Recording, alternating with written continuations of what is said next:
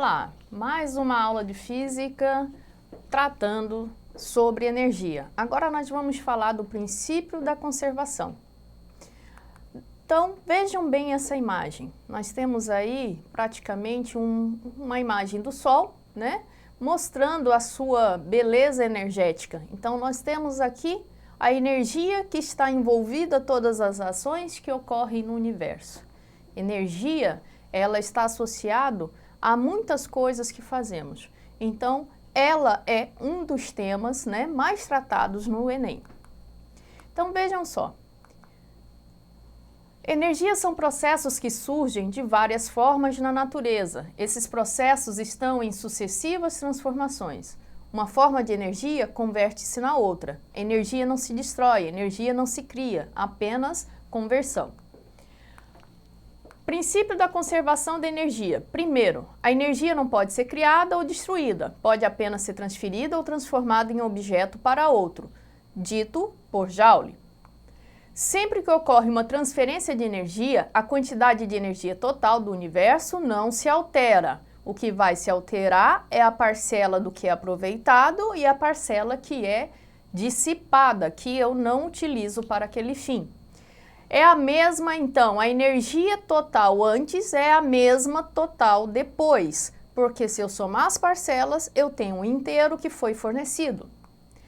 Vejam só, na maioria das transformações, parte da energia se converte em calor, que, ao se dissipar caoticamente pela vizinhança, torna-se cada vez menos disponível para a realização de trabalho. E trabalho é o aproveitamento de energia para realizar deslocamento, realizar movimento. Aí nós temos aí a ilustração de um pistão, né, em movimento, onde nós temos a ignição, que é a peça que comprime o combustível de ar misturado, né, e nós temos a saída da energia não aproveitada pelo processo de exaustão, de escape.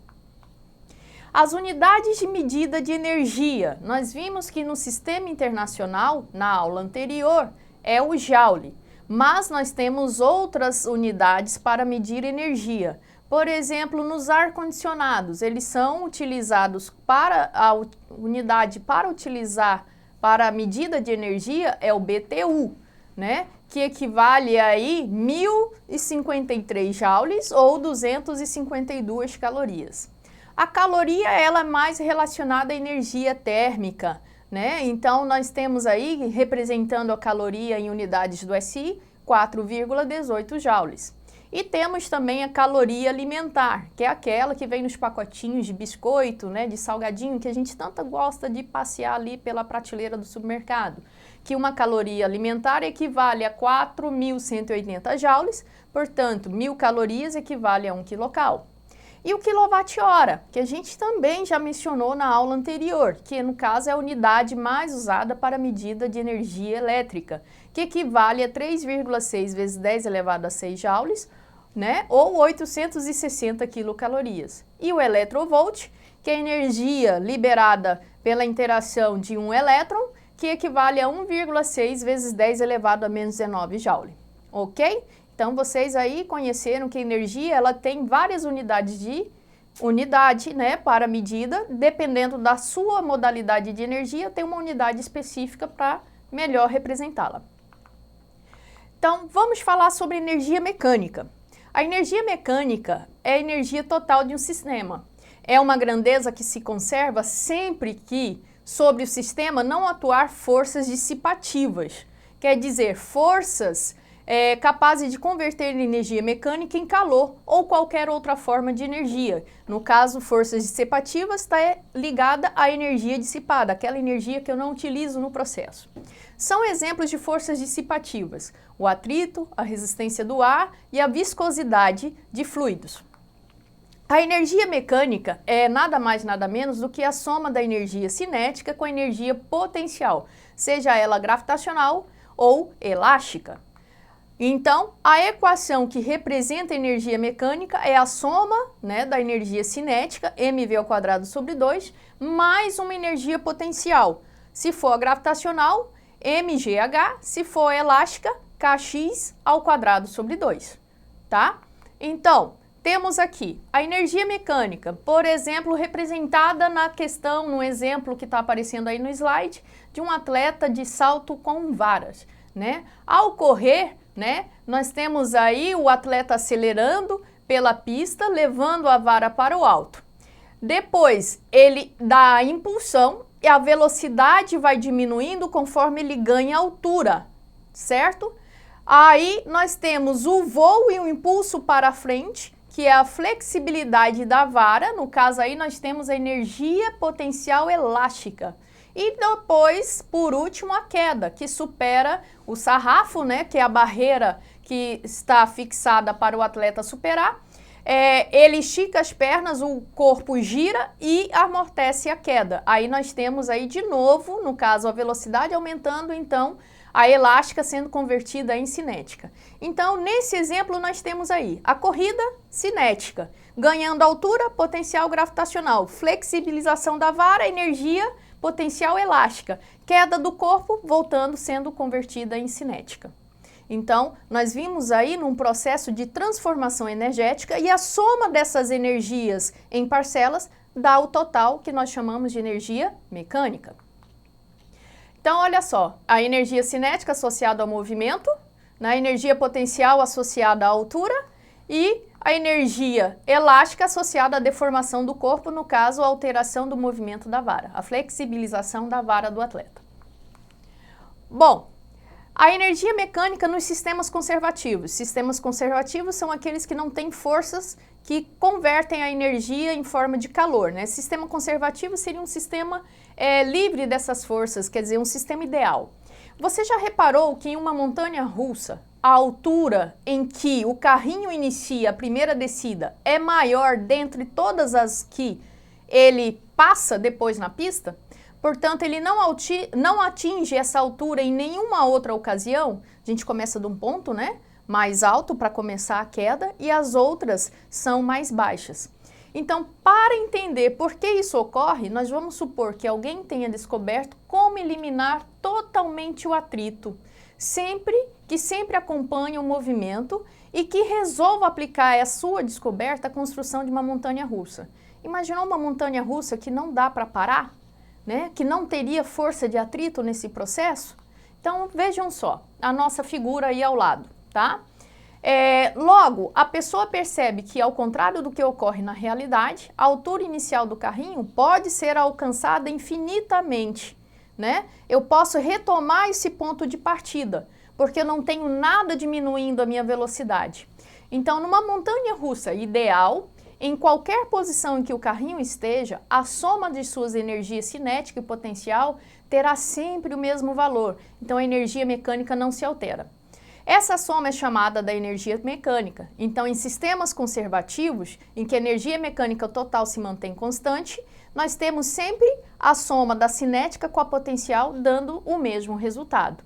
Então, isso nós chamamos de sistema conservativo, porque a energia mecânica, que é a soma, permanece sempre no mesmo valor. Então, é por isso que o carrinho, em uma montanha-russa sem atrito, pode voltar a atingir o ponto mais alto infinitas vezes. E a energia mecânica que ele possui no início é a mesma da chegada. Então, numa montanha-russa idealizada, os passageiros embarcariam numa viagem sem fim, subindo e descendo rampas indefinidamente. Nada havendo para deter o carrinho, que naturalmente não pararia jamais. Você já não iria mais sair dessa montanha-russa, não é verdade? Então, vejam só, a energia mecânica que eu tenho no ponto A é igual à energia mecânica que eu tenho no ponto B, que é igual à energia mecânica no ponto C.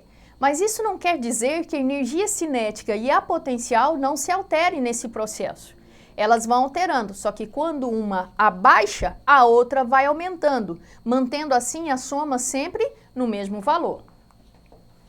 Para sistemas dissipativos, o processo já é diferente. Então, vejam só, vamos continuar lá na nossa montanha-russa. No caso, consideremos agora uma situação real, ou seja, sem desprezar o atrito durante todo o percurso. O carrinho vai realizar um trabalho resistente, né, em contato com os trilhos, retirando energia mecânica do sistema e transformando-a, por exemplo, em energia térmica. Conforme o carrinho entra em contato com um trilho num movimento, esse trilho ele vai aquecendo, as rodas do carrinho vai aquecendo. Então, está surgindo energia térmica de onde? Da conversão, né? Da energia cinética, da energia potencial em térmica. Essa energia térmica eu estou usando para o movimento do carrinho? Não. Então, ela é energia dissipada. Então, se eu vou sofrer uma dissipação de energia, implica que a energia inicial não vai ser igual à energia final. Nesse processo, a energia final a energia inicial é maior do que a energia final. Então, a energia mecânica associada ao carrinho torna-se cada vez menor. Em consequência disso, o carrinho não terá energia suficiente para subir a rampa de altura igual àquela da qual ele deu início. Então, um sistema no qual a energia mecânica não se conserva é chamado de sistema dissipativo. Em um sistema dissipativo, a energia mecânica não é constante. Ela altera o seu valor porque eu estou convertendo parte dessa energia em dissipada, aquela forma de energia que eu não aproveito. Então, a quantidade de energia mecânica dissipada corresponde ao trabalho das forças de resistência sobre o sistema. Sendo assim, dizemos então que o trabalho é igual à energia, né, utilizada menos a energia dissipada. Então, nós temos aí uma variação de energia. Desculpa, o trabalho é igual à energia inicial menos a energia final. Então, nós temos aí uma variação de energia durante o processo. Essa variação se dá justamente porque parte da energia não está sendo utilizada de forma útil. Vamos exercitar? Vamos ver como é que fica nessa situação? Vamos ver como é que cai no Enem. Ok. Imagine que você deixa cair abandonado, que é diferente do que lançado, um objeto de massa m e de uma altura de 51,2 metros. Então, vamos determinar a velocidade desse objeto ao chegar ao solo? Então, nós temos aí, será que vai dar 50 metros por segundo, 40 metros por segundo, 32 metros por segundo, 20 ou 10 metros por segundo? Peguem um caderno e façam suas continhas. Bom, nós temos aí, eu tenho um objeto que está a uma certa altura, quando eu abandono ele ganha velocidade. Quando ele está numa altura x, tenho energia potencial gravitacional enquanto ele está em repouso. A partir do momento que eu solto o objeto, ele começa a ganhar velocidade. Então, essa gravitacional vai ser convertida em cinética. Sendo assim, nós temos aí que chamaremos de ponto A a posição em que o objeto foi abandonado e de ponto B o solo. Como o objeto foi abandonado, a velocidade inicial em A é zero, porque ele estava aqui parado. Tá? Então, no ponto A não existe energia cinética, porque para existir cinética eu preciso ter velocidade. Então, pela conservação da energia mecânica, nós temos a energia mecânica no ponto A igual a energia mecânica no ponto B, no sistema conservativo. Então, lá no ponto A, se eu não tenho cinética, eu só tenho potencial. E lá no ponto B, como eu cheguei ao solo, não tenho mais altura. Então, só terei energia cinética porque eu chego com uma velocidade.